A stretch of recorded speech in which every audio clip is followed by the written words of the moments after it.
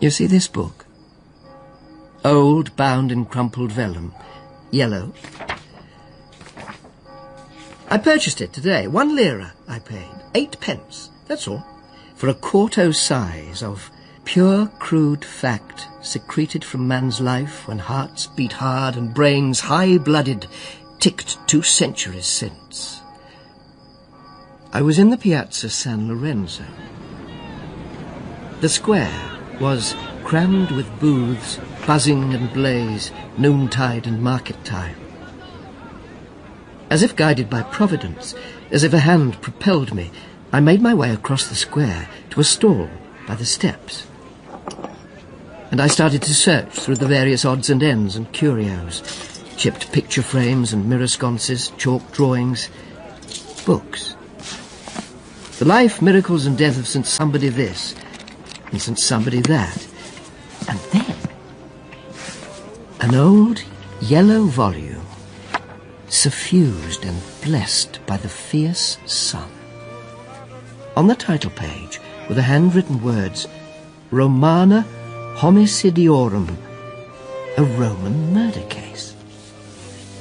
The book, I quickly discerned, was a collection of legal papers, depositions, written statements for the defence and the prosecution to be presented to the judge and relating to a crime that was committed in Rome on Thursday the 2nd of January, 1698.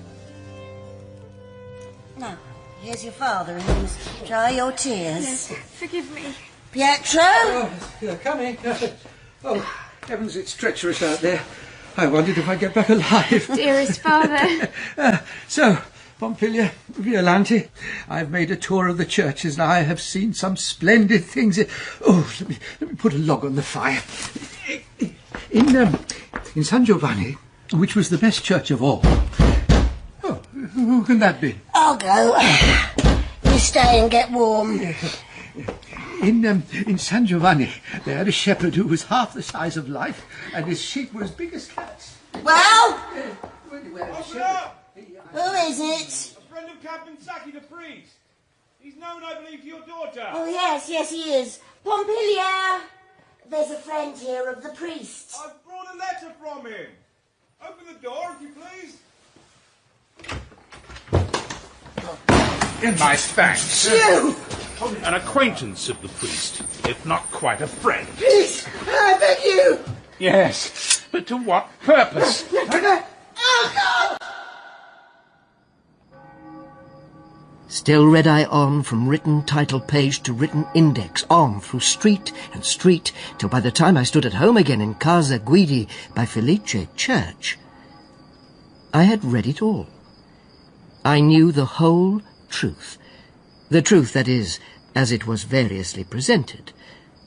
And now I stand on the narrow terrace and look out over the roof of the church to the Roman road, then on again in my mind's eye to Arezzo, where many of the events in the case occurred, to the palace there, home to a certain nobleman and his young wife, then Romeward, until I find the wayside inn by Castelnuovo's few mean hut-like homes, where they three, for the first time and the last, husband and wife and priest, met face to face. Finally, to Rome itself, and the church of San Lorenzo in Lucina. Here, by the altar, 2 bodies were laid out for the populace to stare at. And among the crowd... You mind yourself. Oh. And mind my toes. So sorry. Had a good view yet? No. No, it's not for the squeamish. Is it not? Well, they've been cut about quite thoroughly. The old man stabbed all over. Good Lord. And the woman, her face. If you knew her. Ooh. Did you?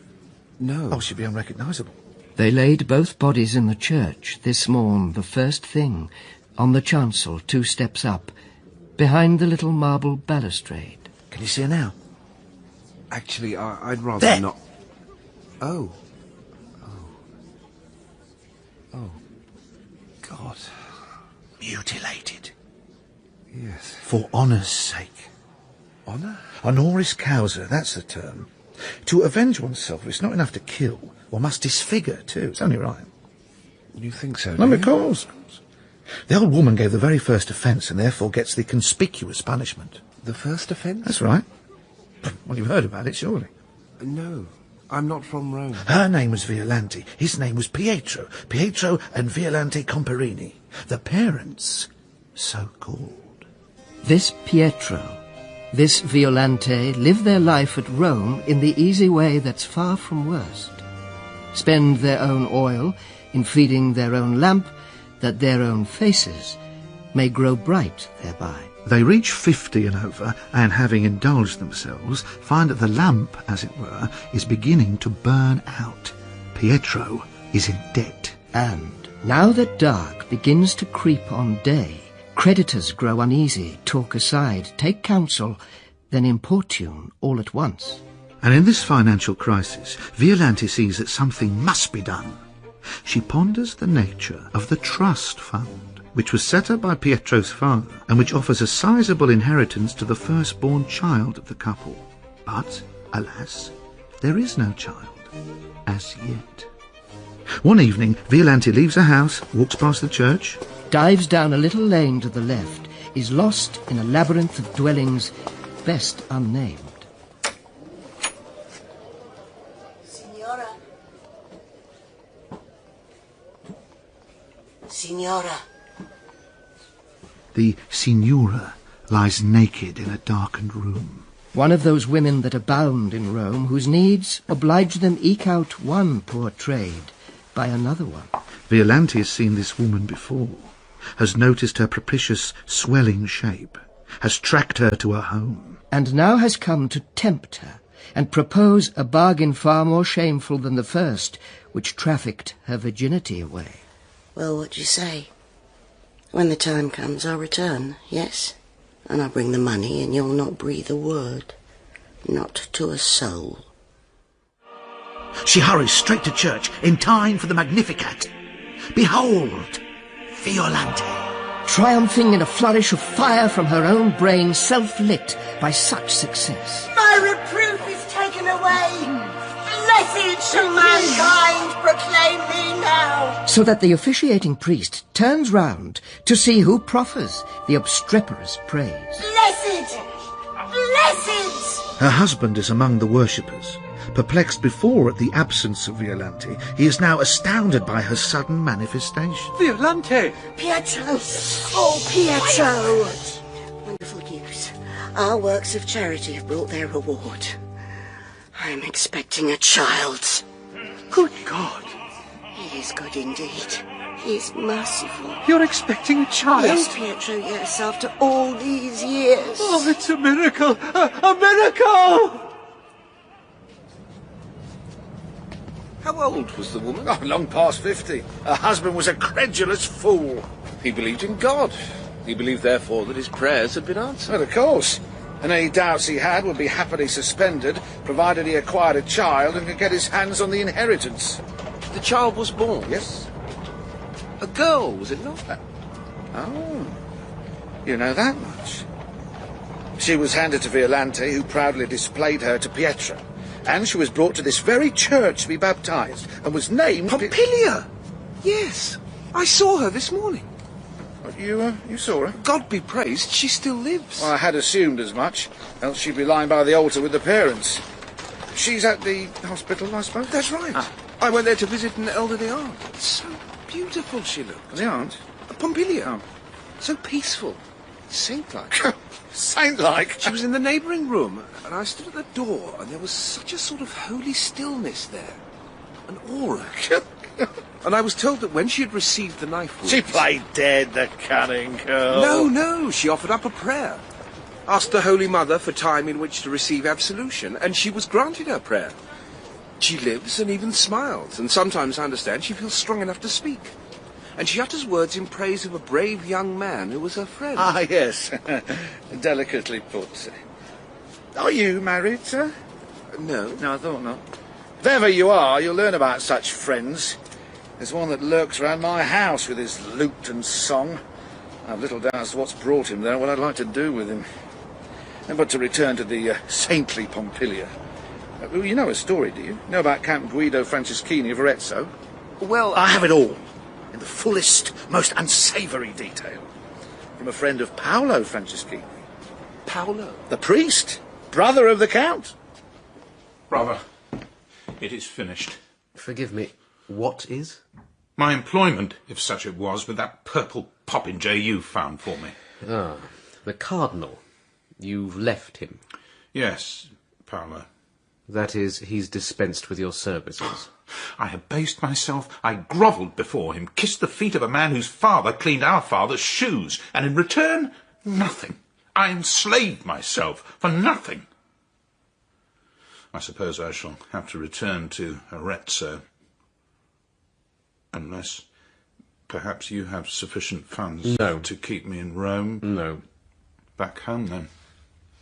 See what remains of that dilapidated palace. Count Guido Franceschini, the Aretine, descended of an ancient house, though poor, a beak-nosed, bushy-bearded, black-haired lord, lean, pallid, low of stature, yet robust, 50 years old. You see, I've thought about the army, but it's hardly suitable for an eldest son. What if I were to get killed? So, a profession in a quieter vein? Yes. Not the church, though. What with you and that fat cousin Conti, the family has priests enough. And besides, I'll not pretend at celibacy. Fatherhood, after all, should be my duty, should it not? There must be Franceschini till the end of time. You've managed your own career pretty well. Have you no advice at all to benefit mine? Well, if fatherhood, as you say, is your duty, why not make it your vocation? Why not marry? Yes, why not? Who? Someone with money. Of course, Paolo, but who? Placing innocent trust in his younger brother, Guido accompanies him to a wig seller, a woman who, for a reason we needn't pursue, was well known to Paolo. She was, the priest affirmed, a storehouse of local knowledge, an oracle. And so it proved. The question was posed, and out came the answer. Pompilia Comparini, whose father possessed money but little wisdom, and whose mother, though more shrewd, would be easily dazzled by the prospect of reflected glory from her daughter's change of name. I'll go straight away. Talk to this feather-brained father. No. No? It's the mother you should be dealing with. She rules the household. And first of all, I'll see her. Priests have a way with women. So I'm told. Off went Paolo to the Comparini's house in order to broach this weighty business. And Violante was somehow caught alone, while Pietro took his after-dinner doze, and the young Pompilia, befittingly busy, worked at her embroidery 3 chambers off. Oh, please, sir, sit down. I thank you. He soothed the silk from out its creases o'er the calf, setting the stocking clerical again. Signora, it has come to my notice that you are blessed with a daughter. But never disengaging once engaged, the thin, clear grey hold of his eyes on her. My brother, I should tell you, has grown tired of Rome in the pursuit of empty honours. He yearns for the family home. Is it a very large family home? Very large. As is appropriate for our noble family. I can't pretend that the Count is very rich, though when I say he isn't rich, you mustn't think he's poor. No, I'm sure I won't. But his true wealth, that rests in his blood. Can we rely on the sum she's offered you? Oh, the account books are all brought out. Did you see the daughter, too? I did. Was she pleasing to the eye? She was to mine. Young? Yes. How young? 12. 12? She could be mistaken for my grandchild. Hardly. You must be a father first. Guido, she is young, and she is without blemish. She is a perfect white lily of a girl, with the leaf intact. But 12? 13 soon, and she'll grow older. Pompilia's tender age, did that not trouble Violante? Not at all. And the father, Pietro? Did he approve the match? He did, at first. He was consumed with pride, astounded at the greatness that was about to be thrust upon his daughter. And he sallied forth, wig on head, cane in hand, strode into the Piazza di Spagna to tell Rome of his news and receive Rome's congratulations. And Rome mocked and disabused him. Guido Franceschini was a count of very poor account. So Rome informed me. Violante! Violante! What on earth is the matter? You've been deceived. What? Fooled. By the priest, I tell you. All notions of our dear daughter marrying Franceschini must now be abandoned. But why? He's a third-rank noble merely, and of the very basest sort. He's lazy, they say, unpleasant, greedy too, parasitical. Yeah, you were parasitical, that was the word. And he shan't marry my daughter. But Violante, I take it, was not persuaded. She was not. She said nothing to Pietro except to praise his wisdom. But she had quickly concluded that people were envious, malicious. They were putting forth slander, she decided, to thwart her daughter's happiness. She knew, furthermore, that if Count Guido was not quite all that he was claimed to be, nor was Pompilia. So, she still wanted the wedding to take place? She was determined that it would, and that it mustn't be long delayed, lest Count Guido learn anything that might change his mind. But the young girl... What of her? Well, till this time, surely she knew very little of the world. Had hardly left her parents' house. Coddled, no doubt. Pampered. Indulged. She was a child. An innocent lamb. Poor, unhappy Pompilia. Little Pompilia, with the patient brow and lamentable smile on those poor lips, and under the white hospital array a flower-like body, to frighten at a bruise, you'd think, yet now stabbed through and through again, alive in the ruins. When I was young, when I was growing up, I spent many a rainy day gazing at a faded, loose-threaded tapestry that hung in the hall of my parents' house. Yes, I call them my parents still. I can't unlearn the word. The tapestry showed a woman whose life was threatened by a long-tailed monster, but a handsome, tall, slim youth, a cavalier upon a fine white horse. He was approaching fast, with his spear sharp pointing at the monster's throat. I studied the tapestry, gazed at it while the rain continued, and I knew in the end that it couldn't be real.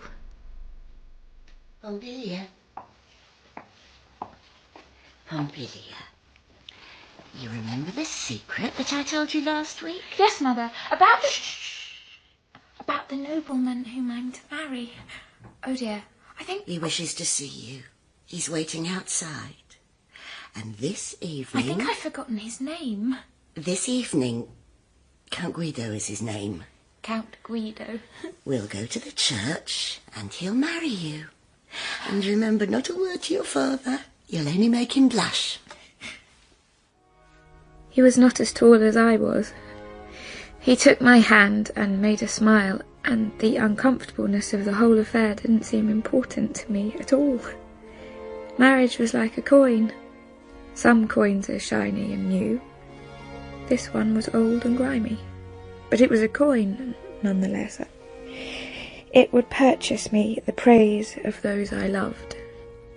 The fact was, I had no notion of what it would mean for me to be a wife, or what I could expect of a husband. He could have been this man, that man, the other.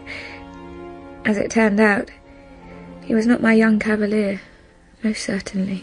Hurry, Pompilia. This way. Hurry! Through the rain of a dark December evening, we turned onto the Via dei Condotti. This way! Went along the Corso. Cloaked round, covered close, she was like something strange or contraband.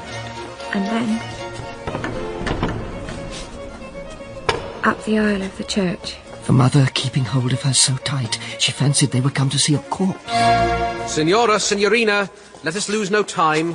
From behind the altar screen stepped out Guido Franceschini, with his paleness and his bushy beard. Pompilia? And the priest, his brother, opened up a book. It was at a wedding feast at Cana that our Lord Jesus chose to perform his first miracle and transformed water into wine. As you obey the Lord Jesus, so, Francesca, Camilla, Vittoria, Angela, Pompilia, will you obey your husband. Say, I will. I will. Pompilia. It was over, and quietly my mother and I left the church. The rain had stopped and everything looked better. As we arrived back home, my mother whispered, "Remember, girl brides never breathe a word. I'll talk to your father. 3 weeks I have to win him round." And my father greeted us and declared that there'd surely been no need for us to go to church today with Christmas so near, and I kissed him and was quiet, being a bride. 3 weeks passed. Nothing, it seemed, changed in our house. Wine was wine, and water only water. Who are you, sir? My name is Count Guido Franceschini. Oh, indeed. I have heard of you. I should hope you have. Count Guido. Signora. May I ask... I should explain, sir. I've not yet spoken to my husband. May I ask why you're here? I am here to settle terms with you. Terms? Pietro. And once that's done, I'll take your daughter, my wife, back to Arezzo. Your wife? Pietro, please. Oh, God, oh, God. Don't be angry. Don't be upset. Foolish woman, you've destroyed us all. No, don't say so. You've ruined us, murdered us. Oh. Destroyed, ruined, murdered, use whatever term you prefer. The fact is, sir, I am married to your daughter, and what's done shall not be undone. Violante sobbed the sobs and prayed the prayers and said the serpent tempted, so she fell, till Pietro had to clear his brow apace and make the best of matters. Well? Well, dear kinsman. No, you must let me call you such. Dear kinsman, you are the eldest and wisest of the family. Engage your sagacity, therefore, so that in our dealings I am pleasantly disposed towards my young bride, and not embittered. Ah, and here she is. Forgive me. Pompilia. What has happened? There is nothing to forgive. We are all agreed on that. Go back to your room, Pompilia. Good sir, she answers to me now. I see. And the poor creature must stand and listen, eh? While you discuss her value? To your room, child, and ask God to help those who are still innocent in this wretched affair. She did go, and was praying God, when came Violante, with eyes swollen and red enough, but movement on her mouth for make-believe. Matters were somehow getting right again. Dearest Pompilia. Sweet daughter, you're too young to understand. Yes. Your father didn't understand either, not at first. My one wish has been to do the best for us, all three of us. Yes. And if that meant that you and I acted without your father's knowledge, we mustn't suppose we're deserving of blame. He was bound to take offence at first, but now I'm sure he sees that he was wrong and that my scheme was worth pursuing. And so do you, my dear, do you not? Yes, I think so. You have a husband and a noble name, and you live in a palace. Where is the palace? At Arezzo. That's a Tuscan town, quieter than Rome, I would suppose, and much finer. It's true Count Guido isn't very young. No. And some might say that he isn't quite handsome. But young handsome fellows can't be trusted except to be tormenting. Count Guido, we can depend on it, will treat the family as we deserve. Oh, that's another thing. Your father and I are to go with you, Pompilia, to the palace. To stay, you mean? To stay. Oh, thank you. Thank you. So all is well, is it not? We're not losing a daughter, we're gaining Guido Franceschini.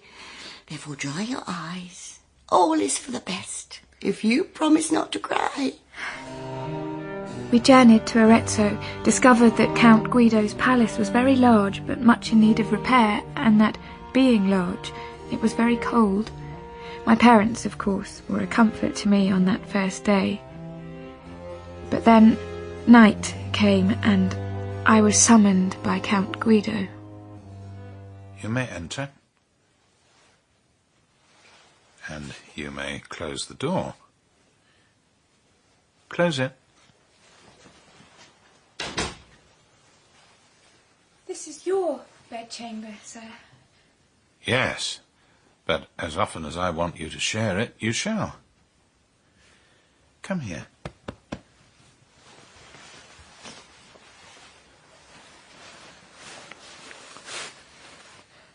You're very young.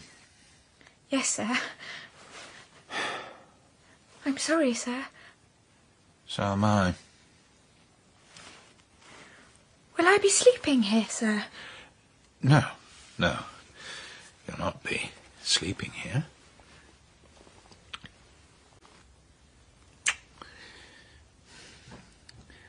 I wish you weren't young.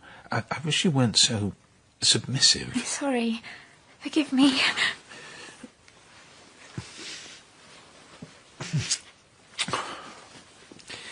You're as meek as a lamb. What has your mother told you? About you, sir? No. About the palace? No. Not about the palace. Shall I go now, sir?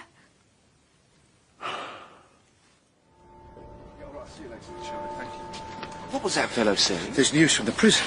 An order's been given for Count Guido to be tortured. Tortured? To make him confess. With the method used. I think I know. Strip him and fasten him to a bench with his arms stretched out. Barbaric. Effective with those of lower rank. But to employ torture upon a man such as Count Guido, it's appalling. It's abomination. Indeed, his imprisonment itself violates all principle. Do you think so? Sir, what happened to Pietro and Violante and Pompilia that fateful evening? It must be seen as the last link in a long chain. A chain first forged many years ago by that foolish old woman. If Guido therefore was perpetrator of the deed, he acted under such influence and provocation as to render him guiltless. But now, we hear he is to be tortured. He must either die or make a false confession.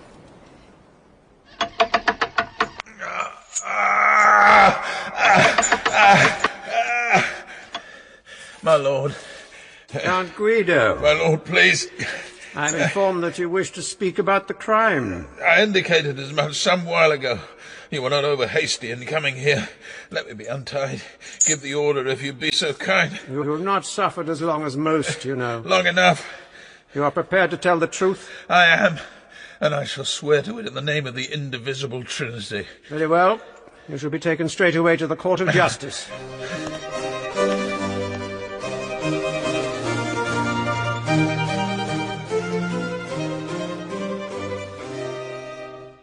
Would you like to be seated? Most kind of you, my lord, but I shall try to stand, despite everything. Torture of the flesh, I have to tell you, amounts to an almost agreeable change after what I endured before. My soul has been on the rack these past few years. You may have a drink if you wish. Thank you. It's wine, I take it, not vinegar and gore. Oh. Velletri, I believe. Full of flavour. Count Guido, you have confessed the truth. You shall now, under interrogation, give an account of the murder and events which led up to it. I shall hear evidence also from Giuseppe Caponsacchi, and I shall consider in addition written arguments provided by lawyers for the prosecution and the defence, and any statement, of course, which your wife, Pompilia, may be able to make. Yes, of course. Very pleasant. No more, though. On a serious charge, one must keep one's wits. I think, after all, that I will sit down.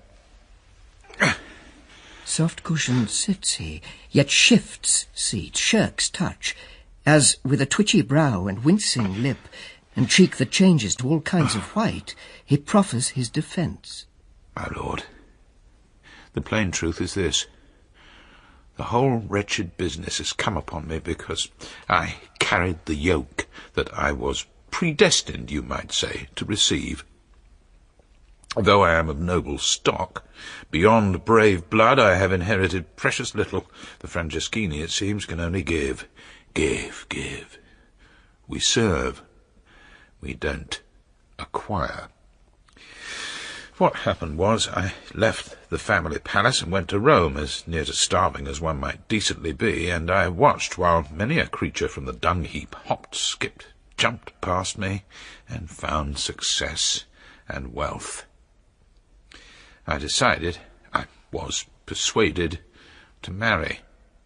Made a bargain with the parents of the girl. Money for me, 700 scudi they advanced, and in return the parents thought to form an alliance with the aristocracy, grow familiar with the great. But they found themselves disappointed. Sir? Madam, and Signor Comparini too. Sir? We are not satisfied. Not satisfied with what? With anything. Well, then take your complaint to God, sir, not to me. My husband meant with all things here, at the palace. If it is a palace. Ah, how would you prefer to classify it? Unlike our home, it has no comforts. No heating to speak of. No coals to warm our bed. Nor mine, to be truthful. What, pray, of the food? Poor on the whole. Very poor. Yes, I'd heard that Franceschini fare might quarrel with stomachs of a different order.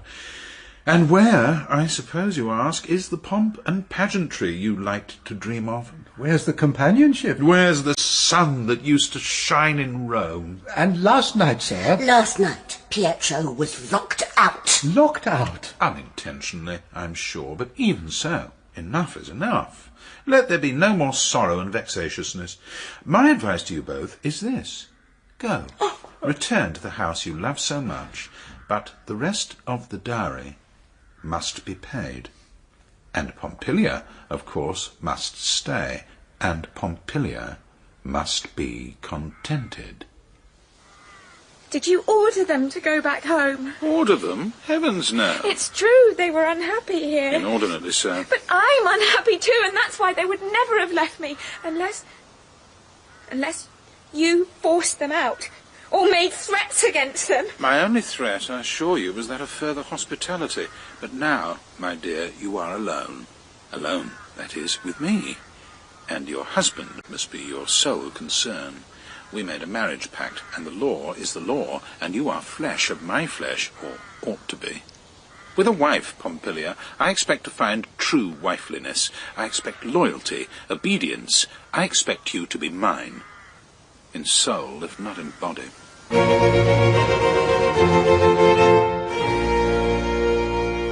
Dear brother, no.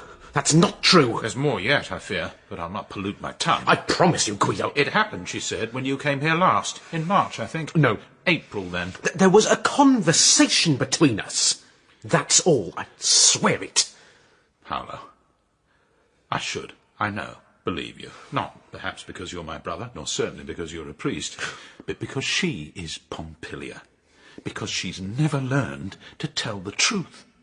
Because she's spreading slanders. About you? Oh, yes.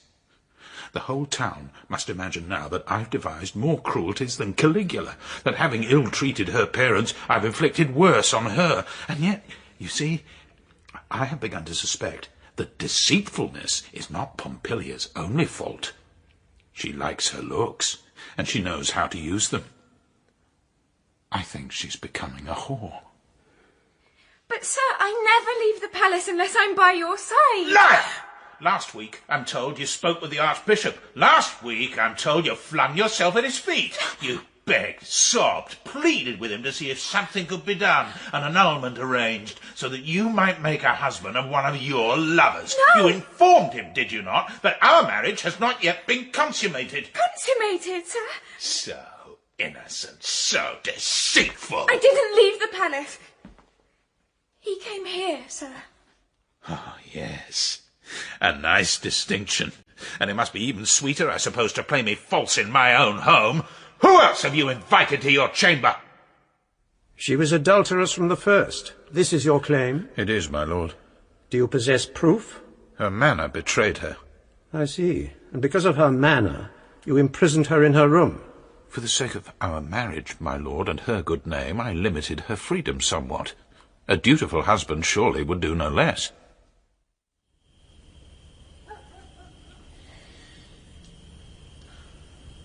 Pompilia, I know you're awake. I heard you crying. This morning you went crying to the maid. To Margarita, I mean. I spoke with her, sir. You complained that you're unhappy. No, sir. Oh, but you are. I meant... Oh, what is the matter, my dearest? Are you pining because some soft-cheeked youth can't join you in your bed? You think I'm too old, don't you? Girls must have boys, you think. Because I've lived, because my armour is a little frayed with fighting against the world, you think I'm beneath consideration, beyond all hope. Listen.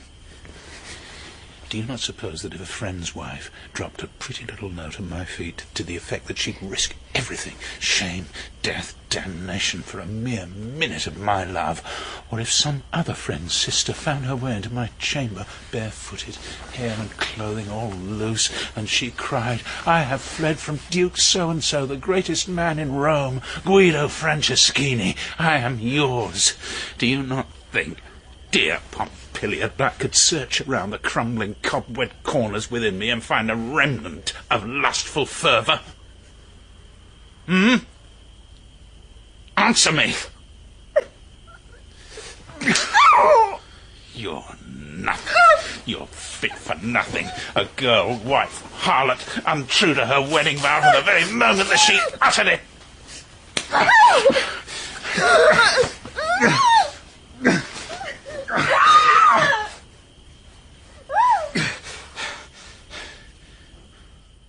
Away in this haven of serenity, when moments combust, our hearts forever yearning in the sun, kiss, wanderlust, sun kiss, wanderlust, our eternal guide, wanderlust, cherishing the journey with every stride. Underneath the palm trees, we dance with glee in this paradise where conformity will never be.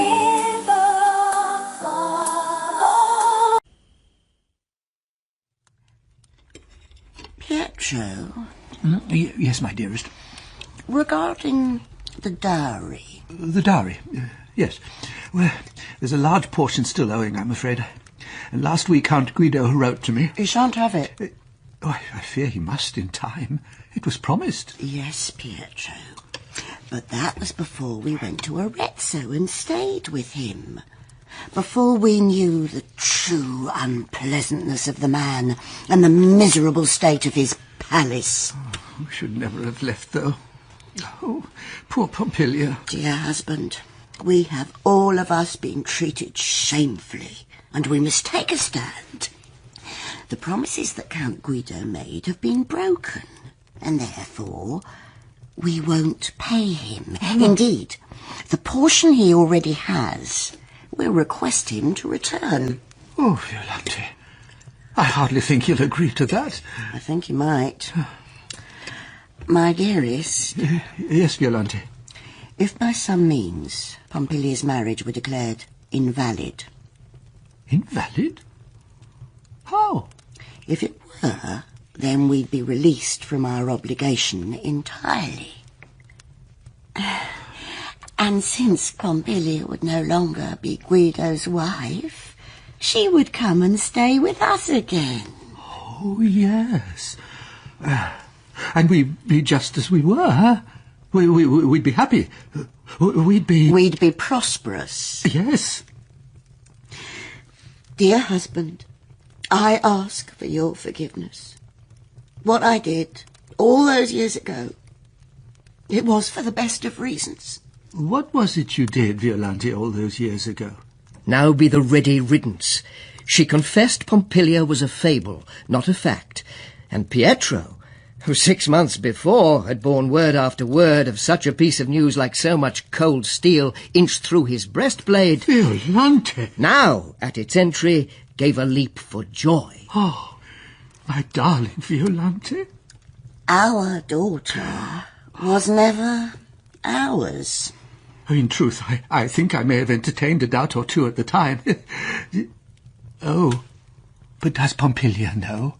Pietro, she does not. Oh, she'll know soon enough. Poor girl. Well, is it true? Sir, Read the letter, read it! you are aware, sir, that I'm unable to. I'm aware that you choose not to when it suits. The letter is from your father. That is, the man who claimed to be so. He thinks he'll keep his money. But he's a fool. Is he your father? I don't understand. He writes to inform me that you are not of his flesh and blood, and you are not your mother's either. This can't be true. Oh, I think it can. Your capacity for lies and deceit, which I thought you had inherited, you must have acquired by imitation. You were, we must suppose, abandoned on a filth heap, the bastard brat of some nameless Roman whore, some painted slut, diseased, vile, the essentials of whose trade are all too apparent in her unwanted daughter. No! Well now, which is it? Did the old couple lie about your birth, or are they lying now? Pompilia's illegitimacy, I understand, was established beyond doubt. It was, my lord.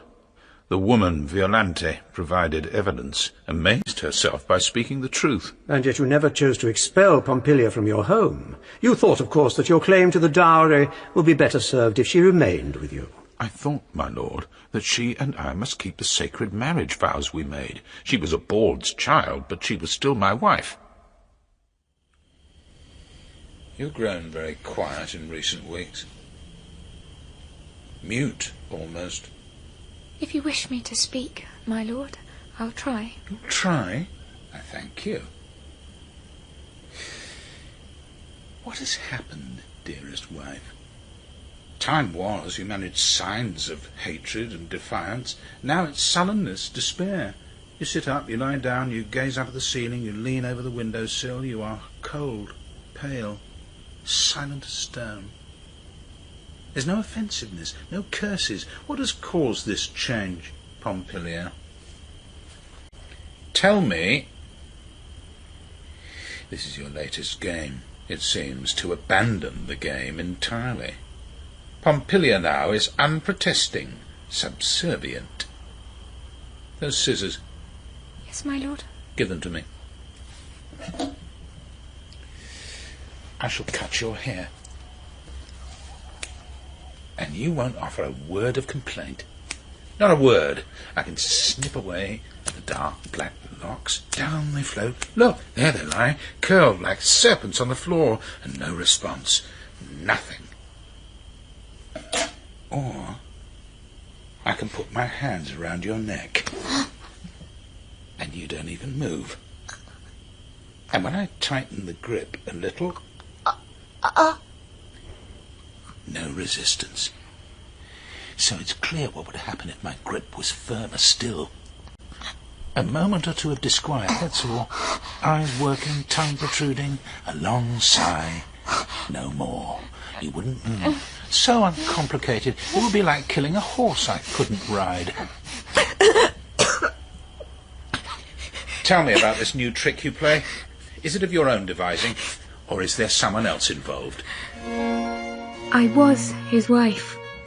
Though I was not a true child of those I call my parents, I was still the wife of Count Guido. But what he demanded from me, what he took from me, he had no right to take, since our hearts were not joined and I was living a child life still. I tell you, I knew so very little at the start, had no notion of what, as a wife, I must do or what would be done to me. But I learned, and I resolved I would try to endure. All sort of torture was piled, pain on either side Pompilia's path of life, built round about and over against by fear, close, closer, and yet closer still with pain. 3 years I suffered, and all the while I hoped that somehow I might be saved.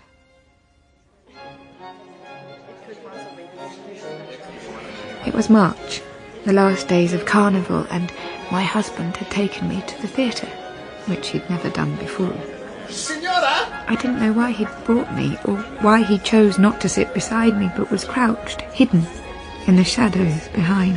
Signora! Suddenly, a packet of sweets was thrown into my lap.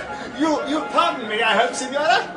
Ah, you! Conti, at your service. Fat, playful, amiable Conti, my husband's cousin, a priest, like the young man who stood next to him, gazing at me. I am much amazed to see you here, alone. I can't believe you have your husband's permission. Sir! I must tell you, my companion, Caponsacchi... Good evening, Signora. He's become quite besotted with you. Please, don't embarrass the lady. Perhaps you might permit... Conti stopped all of a sudden, and his plump fingers flew up to his mouth. He'd seen that I was not alone. Greetings, cousin. And to you, sir. I had no idea. Forgive me. And my friend. A little jest, that's all.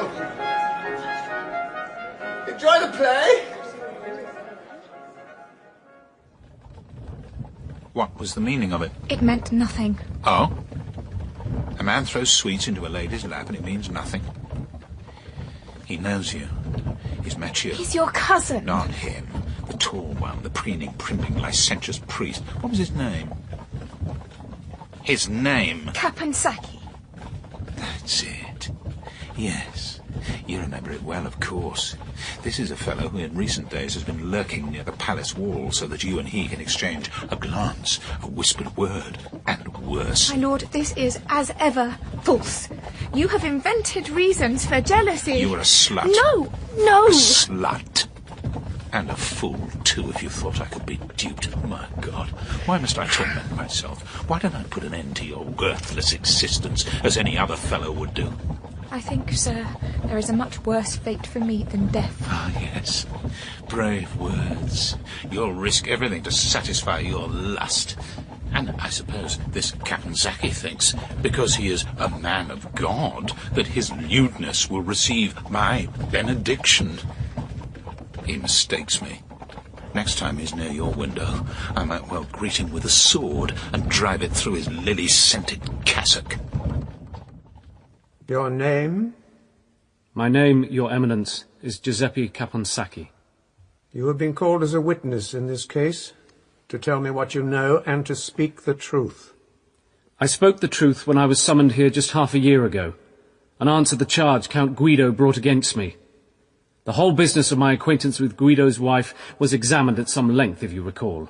I do. It was examined, discussed, caused you many a smirk and snigger, did it not? And now, dear God, now Pompilia, pure, guiltless Pompilia, lies in a hospital room, bleeding from 20 savage wounds, and her tale and mine are no longer a source of unseemly amusement. I had met her, that is to say, I had looked at her, and she, for a mere moment, had looked at me, and the image of her was impossible to erase. That night and next day did the gaze endure, burnt to my brain, a sunbeam through shut eyes, and not once changed the beautiful, sad, strange smile. But in the church, at Vespers, I was given a friendly warning. You must forget her. Amen. You've no hope there, I promise you. Yesterday, at the theatre, Guido heard what I said to her. He saw you staring. What of it, Conti? I'm not afraid of him. Perhaps not, but there's the wife to think of. Oh, I've been thinking of her. The poor girl has an unhappy enough existence as it is. He beats her, you know. Have you taken my advice? Have you found another girl? Or two? I have not. I see. If you can't have Pompilia, you won't have anyone. Oh dear. You must write sonnets then. Be erotic on paper. No. No writing. I prefer to read. Oh, Boccaccio? Dante. Oh, Lord. Aquinas. Heaven forfend. Life, I've decided, should be something more than love poems and love affairs and gormandizing. Perhaps it should. For some, but not for priests, surely. The fact is, I am making a change. And becoming a heretic, you mean? Dear fellow, don't tell me that after such a fine beginning to your career, after such hedonistic promise, you'll give up sensual pleasures altogether. And don't tell me, please, that you intend to play truant in a hermit's cell. I mean to do better than I've managed. I mean to be true to my calling. But so you are. The Church, as far as I'm aware, has never requested that we should renounce the world. What use is that to anyone? Least of all ourselves. It's the fit and strong and healthy and life-loving that are needed for God's work, not the earth's miserable scourings. Nevertheless, I'm greatly troubled. I feel a need to make amends. And Lent is very near, which will help me start. And after Lent? I shall leave Arezzo. Go to Rome, perhaps. I shall live alone in a crowd and look into my heart. Fine words.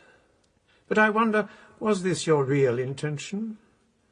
Was it not the case that you harboured thoughts of Pompilia, desires? I confess I did, my lord, but... You wrote to her, perhaps? No, not true. What happened was, one evening, I was sitting at my table, and Aquinas' great work was open before me, but I found that I was thinking as much of other things as of theology, thinking of how my life had shaken under me, and shown the gap between what is and what ought to be, thinking too about Pompilia, that she needed a hand to help her, and yet I was unable to stretch out mine. Then, while I gazed at my book, and saw Pompilia's sad smile glowing from the page. Signore! Signore! In glided a masked, muffled mystery, laid lightly a letter on the opened book, then stood with folded arms and foot demure. For you. From Pompilia, wife of Count Guido. You must open it, she wants a reply. Who are you? My name is Margarita, sir. I'm a serving maid to the Count. A maid, like other maids he hires, ill-used by him. Ill-used? Serve him in more than just the one way, sir, if you understand my meaning. Open the letter. Well, she loves you, does she not? Be good to her. Be true to her. She suffers so much, the poor sweet thing. Hates the Count. We all do, sir. She wishes to see you. No. Read the letter. I mean, it's not possible. Perhaps... Yes. Perhaps it might have been. She's very beautiful. Yes, she is. So, do what she asks. Meet with her. Have pity on her. I was vexed. I was suspicious. Margarita's manner, the content of the letter, and the feverish, intemperate tone, the strange conduct of Guido at the theatre, all this put me on my guard. The next day, as I was walking to church... Signore! Please! What is it? She wept all night. I'm sorry for that. And now she has written to you again. Take the letter. No! No. Then I shall read it to you. You'll waste your breath. Listen. Sir, your neglect of me is very cruel. I adore you, and I beg for your mercy. Why do you not dare to come? Such virtue is hardly natural in one so young. Or is it the Baron's daughter who's won your heart? Or the advocate's wife? Or both? Is it, sir? What? No. Neither? No. I'll tell her as much. Though she'd be willing to take the crumbs that are left from the table, if you understand my... Please, no more. Oh, but there is more, sir! I blush as I write, blush and blaze. Yet if I break all bounds of decency, I have good reason. Come to me, dear sir, I am so wretched. Oh, come to me this very evening. Enough. Enough. So you'll see her? I'll not. There's no risk of discovery, I promise you. Her husband is a fool. He's as stupid as he's jealous. I tried to be brave, told myself each time he hurt me, it will be over soon. It will be over soon. Tell me, Pompilia, what your lovers do. Are they silent as they enfold you in their arms, or do they whisper sweet syllables in your ear? Sir, I beg What is your you. preference? Would you like me to play at amorous games? Should I come to your door wearing a plume in my cap and a rose on my shoe, and should I have musicians hired to play beneath your window? When I draw near to you, must my hand tremble? Must my eyes be half closed? Tell me, please, so I may learn. I prayed too, of course. Prayed for relief from the pain that seemed to give him such little pleasure. Prayed that I might be rescued, that somehow, with someone's help, I might escape the palace, flee from my husband. Oh, how earnestly I prayed, for I knew that if I were to gain my freedom, I must gain it soon.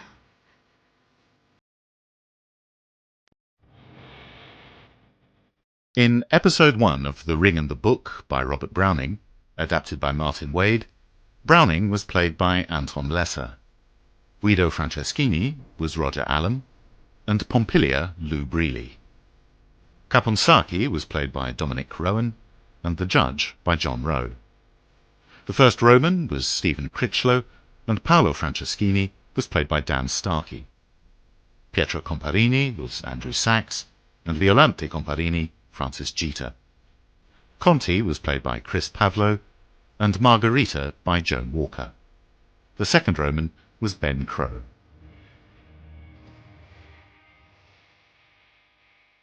The Ring and the Book was produced by Abigail Fleming and Tracy Nin.